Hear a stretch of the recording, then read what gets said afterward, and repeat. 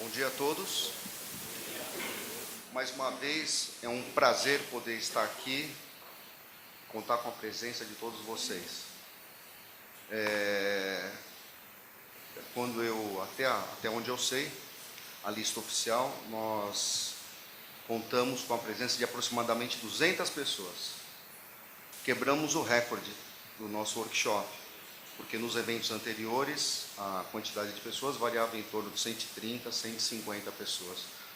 O que demonstra que as pessoas estão realmente preocupadas com o tema, com a questão de segurança contra incêndio. Dando continuidade a esse primeiro painel, eu vou falar sobre os balanços dos acontecimentos no Brasil nos últimos 12 meses. Vou ficar de lado aqui, senão não dá para enxergar. Nos últimos 12 meses.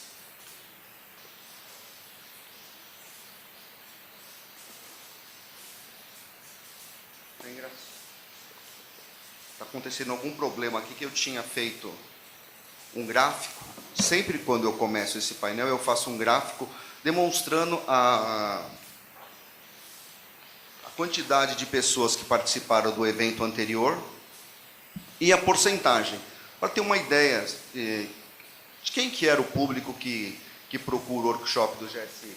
Não sei por quê, o que aconteceu, que não está aparecendo essa segunda imagem, mas eu tenho ela aqui, depois talvez a gente consiga fazer com que ela apareça na tela. Nós tivemos um público diversificado, em torno de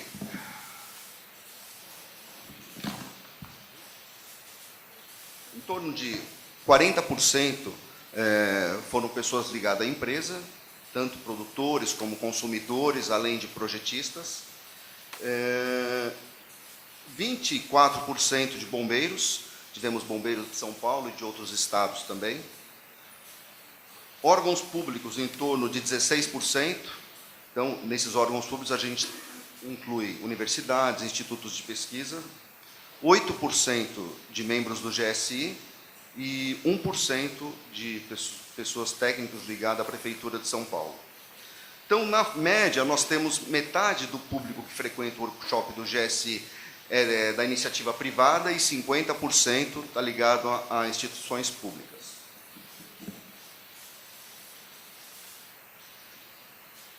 Dando continuidade ao que aconteceu nos últimos 12 meses, nós temos agora mais um local onde está sendo discutida a segurança contra incêndio. Dentro do Instituto de Engenharia de São Paulo, criou-se a Divisão de Engenharia de Segurança contra Incêndio. E durante esse período, eles realizaram 2 palestras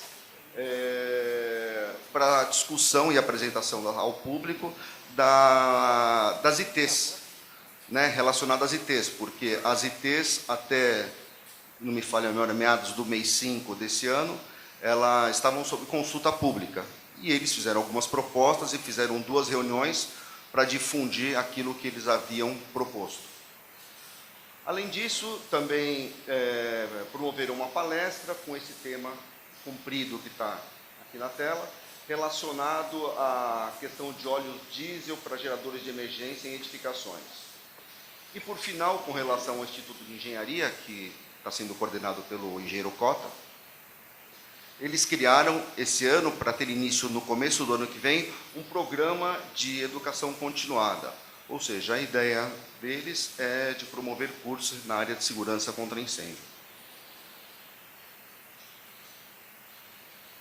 A gente não pode esquecer que o que fomentou o primeiro workshop do GSI e a continuidade desse workshop foi o evento acontecido em Santa Maria. Evento amplamente difundido, que todos que estão aqui sabem o que aconteceu, e que neste mês completa 1000 dias do evento. Fazem 1000 dias que aconteceu essa tragédia. E até começo desse ano, quem era o presidente dessa Associação das Vítimas da Tragédia de Santa Maria era um senhor chamado Aderbal Ferreira, que inclusive no final do ano passado teve um congresso de sprinkler na Baixada Santista, ele participou, e ele, ao sair da presidência, escreveu o seguinte texto. Parte desse texto eu copiei aqui nessa apresentação. A Associação de Vítimas da Tragédia de Santa Maria ficou reconhecida pelo país afora. Tudo pelos nossos filhos e filhas. Lutamos pela prevenção, para que haja mais rigor nas leis e que se crie uma cultura de prevenção. Então, isso que ele escreveu vai de encontro aos princípios do GSI, que é lutar pela prevenção, mais rigor nas leis e criar uma cultura de segurança contra incêndio no país. E, de certa forma, na medida do possível, eu acredito que nós estamos cumprindo o nosso papel, evidentemente com o apoio de várias instituições e de todos vocês que estão aqui presentes. Eu só queria ressaltar, e depois até pediria que o Tomina explicasse melhor, porque eu não consegui maiores informações. No dia 4 de novembro, acontecerá em Brasília um seminário dos 1000 dias da tragédia da Boate Kiss. Eu fiquei sabendo disso ontem, tentei procurar a programação e não encontrei. E eu conversei com o Tomina agora na entrada, ele me disse que tem mais informações. Então, se ele estiver aqui... está ali. Eu gostaria que depois você desse o recado, Tomina, porque eu acho que é muito importante a gente não deixar realmente cair no esquecimento. No começo desse ano foi promulgada a lei complementar que institui o Código Estadual de Proteção contra Incêndios. Eu não vou me alongar nesse tema porque teremos um painel mais adiante, no qual oficiais do Corpo de Bombeiro vão explicar com muito mais propriedade do que eu. Mas eu gostaria de ressaltar 2 artigos que constam nessa lei complementar. No artigo 5º fala sobre a competência do Corpo de Bombeiros. E dentre as competências do Corpo de Bombeiros, nós temos competências novas que até então não faziam parte do trabalho deles, que é o de fiscalizar as edificações, conforme o coronel já falou. Advertir, notificar e multar o infrator. Mas tem um item 5 do artigo 5, que já constava, inclusive, na regulamentação anterior, que é o de realizar pesquisa em caso de incêndios e explosões. E isso é muito importante. Infelizmente, no Brasil, eu até hoje não vi um relatório consistente do que aconteceu na tragédia de Santa Maria ou em tantos outros acidentes. Não estou dizendo que deveria ser competência do Corpo de Bombeiros de lá, não sei quem teria que fazer isso. Em outros países, como no caso dos Estados Unidos, tem instituições que são contratadas pelo Estado, ou até mesmo fazem parte do Estado, e que fazem relatórios consistentes, e que a partir desses relatórios a gente possa ter ciência de fato do que aconteceu, e a partir daí tentar entender melhor essa ciência do fogo e tentar evitar que novas tragédias possam acontecer. Então, eu não sei se o Corpo de Bombeiros já começou, até onde eu sei, realizar pesquisa. Se não começou, vamos começar, nem que for pequenininho. Vamos começar pequenininho, com poucas pessoas. Existem laboratórios espalhados de órgãos públicos. Vamos fazer uma rede laboratorial. Começar pequeno. Esse workshop começou pequeno, com poucas pessoas. Hoje ele já tem 200 pessoas. E se, de fato, continuar nessa toada, vamos ter que arrumar um outro auditório, porque não vai caber todo mundo aqui. E o artigo 11 fala da atuação preventiva que deve se dar por meio de atividades de educação pública. Esse é outro item extremamente importante. Eu sei que o Corpo de Bombeiros já tem algumas atividades que ele realiza no interior de São Paulo, nesse sentido, com crianças. No primeiro workshop, nós tivemos a presença de uma professora da Secretaria da Educação do Estado de São Paulo, que também já tem um trabalho em parceria com o Corpo de Bombeiros. E é um trabalho, ao meu ver, relativamente simples. Assim, evidentemente que existem questões de pessoas, o Corpo de Bombeiro está com o mesmo contingente há muito tempo, mas eu confesso para vocês, eu me espantei. Nós fizemos 6 simulações, eu e a Rosária, para 600 pessoas. Em 20 minutos a gente consegue tirar 600 pessoas e elas voltarem para a sala de aula. E uma simulação dessa, como nós fizemos, os alunos vão carregar isso para o resto da vida. E são essas crianças que serão os adultos que vão trabalhar na área de segurança contra incêndio, vão tomar mais cuidados, e com certeza é neles que nós temos que investir. O Valdir já falou isso daí, mas eu já tinha escrito, que no dia 5/5, o GSI encaminhou para o Corpo de Bombeiro, como estava aberta a consulta pública para as instruções técnicas, uma série de sugestões para revisão das instruções técnicas. E no dia 18/5, né, após o processo de consulta pública, o GSI, em parceria com o Corpo de Bombeiros, realizou um workshop na Escola Politécnica, com a presença, o Valdir disse 150, não sei se são 150 por sala, ou 150 no total, então 300 pessoas. 150 no total, que também é um público considerável. Esse mês teve várias mudanças na questão de regulamentação.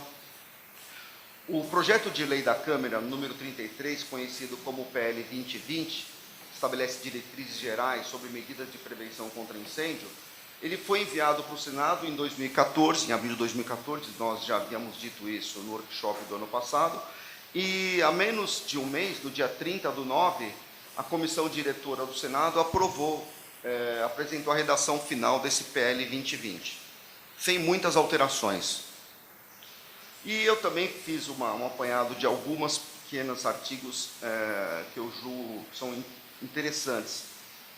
Teve o Coronel Gil, que está aqui presente, me disse que uma lei que não tem penalidade é uma lei fraca. E nesse projeto de lei, no artigo 1º, ele define, na linha 3ª, os atos sujeitos à aplicação da lei de improbidade. Então, possivelmente por conta do que aconteceu em Santa Maria.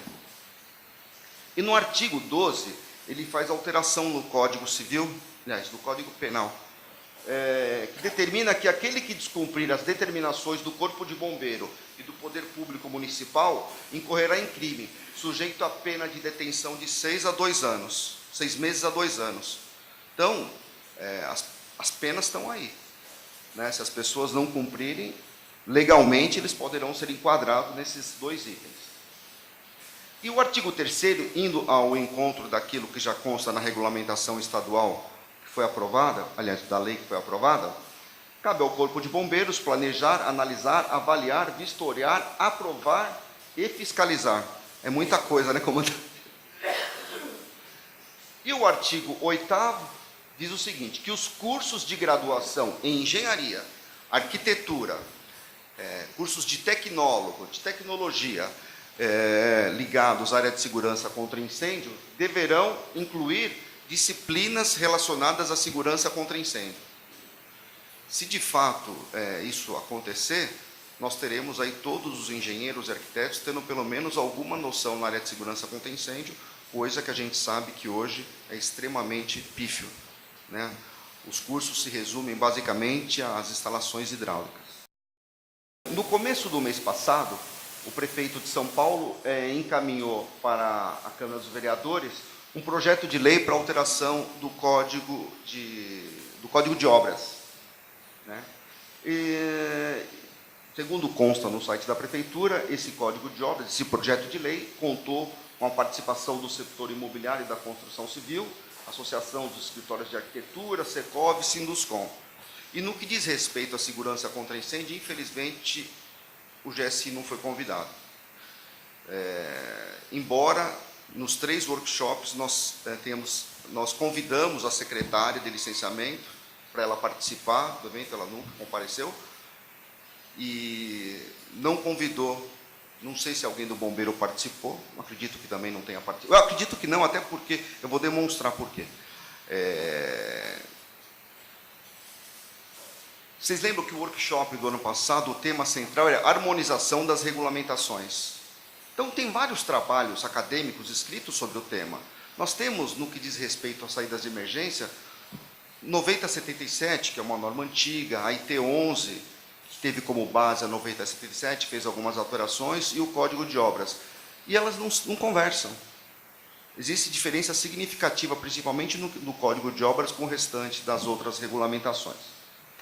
Vou dar um exemplo para... Bom, outra coisa interessante é que no que diz respeito à segurança contra incêndio, ficou reduzido em 2 páginas somente o Código de Obras.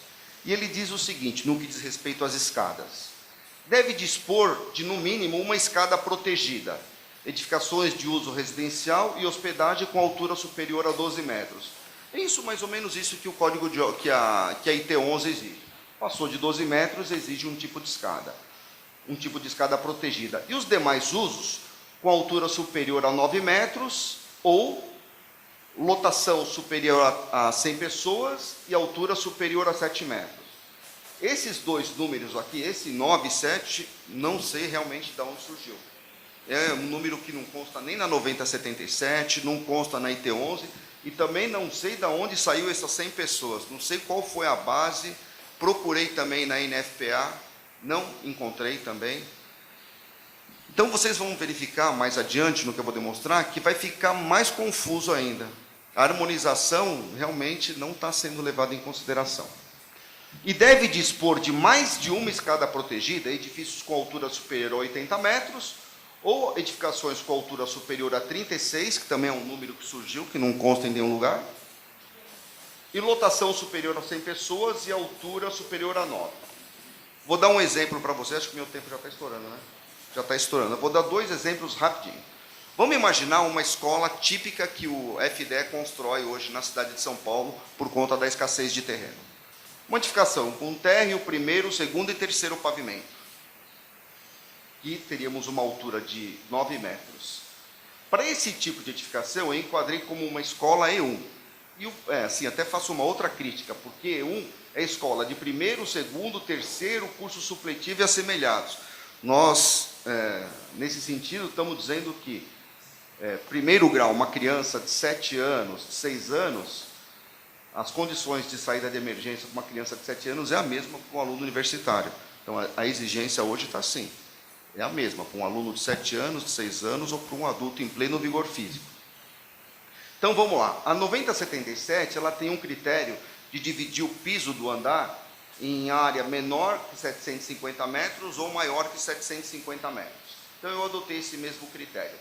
Para esse edifício aqui, se a área for inferior a 750 metros, nós teremos pela 9077 uma escada não enclausurada, porque a 9077 define a quantidade de escadas. A IT11 só exige uma escada, exige escada não enclausurada, não fala em quantidade, porque a quantidade vai sair em função da população. E o projeto de lei do Código de Obras exige 2 escadas protegidas. Então, ó a confusão generalizada de novo. Para o mesmo prédio, eu tenho 3 regulamentações e essa daqui me exige 2 escadas protegidas. Se a gente pular para 750 metros de área do pavimento, a 9077 exige 2 escadas protegidas. O projeto de lei do Código também exige 2 protegidas. A IT11 exige uma escada não enclausurada. Então, nós não estamos com as instituições, não sei o que está acontecendo, a turma não está conseguindo se entender. Mais um exemplo aqui, ó, um edifício de escritórios com 10 pavimentos, altura de 30 metros. A 9077 exige uma escada à prova de fumaça. A IT11 exige uma escada protegida, que é diferente da escada à prova de fumaça. E o projeto de lei exige uma escada protegida. Ele também não define o que é escada protegida. Isso possivelmente vai ficar para a regulamentação, quando ele for regulamentada. Se a área for superior a 750 metros, a 9077 exige 2 escadas à prova de fumaça. A IT11 exige escada protegida somente, não falei quantidade, e o projeto de lei que foi para os vereadores agora diz o seguinte: se a população for inferior a 100 pessoas, uma escada. E se a população for superior a 100 pessoas, 2 escadas protegidas. Eu acho que o workshop do próximo ano vai ter que voltar a ser harmonização 2 das regulamentações, porque a gente não... E tem mais coisa vindo por aí. Eu acho que é isso. O recado que eu queria dar era esse. Gostaria de agradecer a todos. É isso aí.